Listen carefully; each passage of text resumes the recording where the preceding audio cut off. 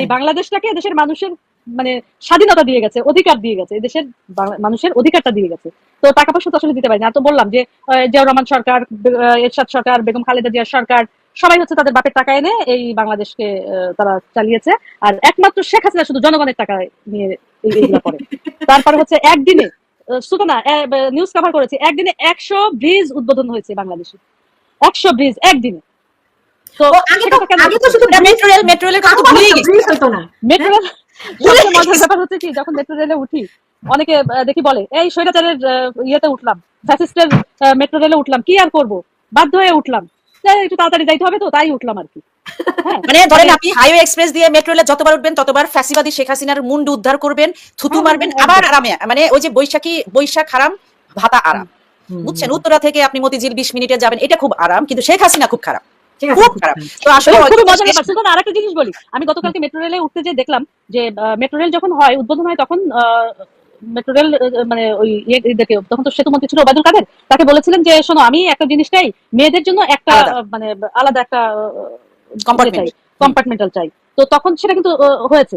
Even এখন গতকাল থেকে আমি দেখছি যে ওই মেয়েদের ওই জায়গাটা না আবার একটা গ্রিল দিয়ে রেখেছে, হ্যাঁ, যেটা আলাদা মেয়েদের, মানে ওই পাশে যাতে ছেলে না যাইতে পারে। তো আপনি চিন্তা করেন যে সেখানে কত কিছু চিন্তা করে মেয়েদের জন্য সে আলাদা মানে ইয়ে রাখছে, সেখানে এত খারাপ কেন? সে তো সব আগেই করে ফেলে, এরা তো কিছু করতে পারে না। সমস্যাটা তো এখানেই যে শেখ হাসিনা সবার আগেই সেটা করে ফেলে। তো শেখ হাসিনা আগে মানুষ দিনে রাতে সমানে ঘুরে বেড়াতে পারতো, আর এখন সন্ধ্যা কেন দিনের বেলাতেও মেয়েরা ঘর থেকে বাইরে বেরোতে পারে। এটা খুব ভালো হয়েছে, মেয়েদের ঘরে থাকা উচিত, মেয়েদের ঘরে তাদের তো বাইরে যেতে হবে কিছু। এই যে কি জানো, বেহায়া বেশরম, কথা হচ্ছে যে মানে আজকে যদি আপনি দেখেন যে মেট্রো রেলের ভিড় যদি আপনি দেখেন, হুজুরদের থেকে শুরু করে মানে উপচে পড়ছে, মানে একটা জায়গায় তিল ধরনের ঠাই নেই, মনে হচ্ছে যে পুরো ভেঙে পড়ে যাবে। হ্যাঁ, মানে এতটা, অথচ ফ্যাসিস্ট মুখে বলতে বলতে আমার মুখে ফেনা উঠে যাচ্ছে না। এবং এই মেট্রো রেল নিয়ে যে আন্দোলনটা হয়েছিল মনে আছে আপনার? হ্যাঁ, আরো আগে হয়তো মেট্রো রেল তো দুইটা যাইতে দিবে না, সেটার জন্য একবার ইয়ে হলো, আরেকবার ওই যে বিজয় সরণি দিয়ে ওইটা অবশ্য বিমান বাহিনীর কিছু টেকনিক্যাল প্রবলেমের কারণে ওইটা নিজের টাকায় করেছে। তারপরে হচ্ছে আরেকটা জিনিস কয় টাকা হয় এরা বুঝে? হলি আর্টিজানের ঘটনার কারণে মেট্রো রেলটা আসলে দেরিতে হয়ে গেল, কারণ জাপানিজ 7 জন ইঞ্জিনিয়ার হ্যাঁ ওখানে যে হত্যা করা হলো এবং তাদেরকে ছেড়ে দেওয়া হলো। হ্যাঁ, সেটা তো হয়েছে, সবকিছু হয়েছে। মেট্রো রেলটা তো আরো আগে হয়ে যেত। তারপরেও জাপান সবকিছু মিলিয়ে তারপরেও তাদের ইঞ্জিনিয়ারদের আবার বাংলাদেশে পাঠালেন, আবার সেইভাবে এই মেট্রো রেল তৈরি হইলো।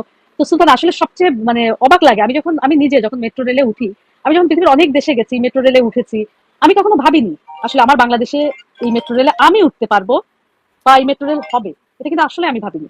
এবং যখন আমি ভিতরে মেট্রো রেলের আপনি যখন লাস্ট নিউ ইয়র্কে এসেছিলেন, আপনি আমার বলছিলেন যে কবে আমাদের বাংলাদেশে এরকম একটা সাবওয়ে বা মেট্রো রেল হবে, আমরাও এরকম তোমাদের মতো ফরফর করে যেতে পারবো। হ্যাঁ, একজন একটু কমেন্ট করেছেন, মোহাম্মদ জহিরুদ্দিন, 2022 সালে বিনিয়োগ সম্মেলন থেকে বিনিয়োগ এসেছিল $3.5 বিলিয়ন 2022 সালে, 2023 সালে এসেছিল $3 বিলিয়ন। এবার ডক্টর ইউনূসের বিনিয়োগ সম্মেলন থেকে প্রতিশ্রুতি পাওয়া গেছে $70 মিলিয়ন। ও বিলিয়নও না, 1 বিলিয়নও না, 70 মিলিয়ন। তাই নিয়েই এত কিছু। হ্যাঁ, মানে তাই নিয়েই একদম মানে প্রেজেন্টেশন খুব ভালো হয়েছে। এক্স্যাক্টলি, প্রেজেন্টেশন আসলে আমাকে সুলতানা এই গল্পে শেষ নাই, অনেক মজা হচ্ছে, কিন্তু প্রকাশনে যাইতে হবে।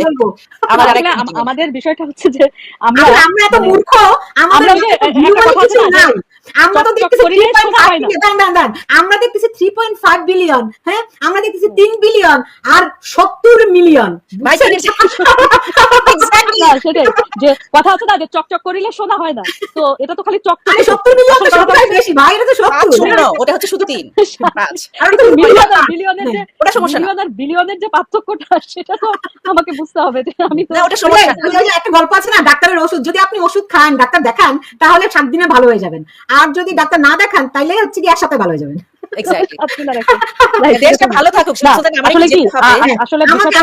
শেষ করে দিচ্ছি। আসলে ব্যাপারটা হচ্ছে কি, শেখ হাসিনা যে এত খারাপের খারাপ, এই জাতির বোঝা উচিত যে শেখ হাসিনা অত্যন্ত খারাপ, তার মতো নিকৃষ্ট, তার মতো দানবীয় কেউ নাই, যে সবগুলো দানব, সব দৈত্য, এই দেশের জন্য যা কিছু অশুভ তিনি এক বোতলে বন্দি করে রেখেছিলেন।